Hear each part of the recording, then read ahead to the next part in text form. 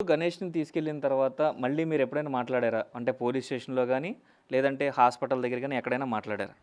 Hospital కాడ గట్రా మాట్లాడలేదండి. గణేష్‌ని తీసుకెళ్ళి ముందు ఆదివారం నాడు గోకారన్న ఎస్‌ఐ గారు అడిగారండి. అయితే నేను పడతానండి పాలు, రాత్రి పగలు కూడా నేనే పడతానండి. ఆ అబ్బాయి పట్టుకెళ్తాం తోడతం కూడా నేనే తోడతానండి. ఆ అబ్బాయి కూడా తోడడు. తోడతం కూడా నేనే తోడతాను. ఆ లీక్ అయిపోతాం కూడా ఆడికి తెలియదు. పోనీ నాకు తెలాలి కానీ ఆడికి తెలియదు. ఆ లీక్ అయిపోయిందన్న సంగతి కూడా తోడిదని నాకు తెలాలి కానీ ఆడికి కూడా తెలియదండి. మరి ఆ లీక్ అయిందని పెడుతున్నారు కానీ. అయితే మా బావతో చెప్తే బావ ఏమన్నాడంటే తేడాగా ఉందమ్మా చూసుకోండి, అది ఏమన్నా లీక్ అయిందమ్మా అని అన్నాడు. సరే 3 రోజులు పోయాక బుధవారం లచ్చివారం లాగాం. లాగి అన్నీ క్లీన్ చేసామండి.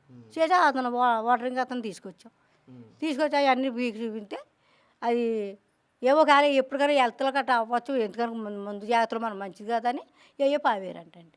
ఎవరో మెకానిక్ వచ్చాడా? మెకానిక్ ఎక్కడి నుంచి తీసుకొచ్చారు మెకానిక్? మెకానిక్ ఎక్కడి నుంచి తీసుకొచ్చాడనేది ఆ కుర్రాడికే తెలిసింది, నాకు తెలియదు. ఆ కుర్రాడికి తెలిసండి. ఇప్పుడు చెట్ల కింద బొచ్చుల కింద ఆధారం ఉంది కానీ మాకు ఆధారం అయితే మాత్రం లేదండి. ఆ బిడ్డ మీద ఆధారపడే ఉన్నామండి మేము. మమ్మల్ని ఏ రీతిగా చేస్తారో, ఏ పరిచిస్తారో మాకు ఏమి తెలుస్తలేదండి. మా బతుకుదేరు ఏంటన్నది మాకు అర్థం అవుతుంది. ఎందుకు ఈ బతుకన్నట్టుగా అనిపిస్తుందండి మాకు. మీలాంటి వాళ్ళు వచ్చిన గురించుకుంటున్నాం కానీ లేకపోతే ఏదో వేసుకుని తాగేద్దాం అనిపిస్తుందండి మాకు. అంత బాధ కలుగుతుంది. ఈ బిడ్డలో రూపాయి పాపయ్య అని మీలాంటి వాళ్ళు అడుగుతున్నా నా కొడుకు ఎప్పుడు కూడా ఎవరిని అడగనిచ్చేవాడు కాదండి. నేను పొద్దున్న పిల్ల ఏళ్ళ పొద్దున్న పిల్లడు రూపాయి ఇమ్మని అడుగుతున్నాడు. నాకు రుచిన సార్లు నా చదువు నాకు కొడుకు ఎలా ఏగిచ్చిపోయిందండి. ఈ బిడ్డలు నేను ఏం చేసుకోను, నాకు ఏం అర్థం అవుతుంది తమ్ముడు గారు.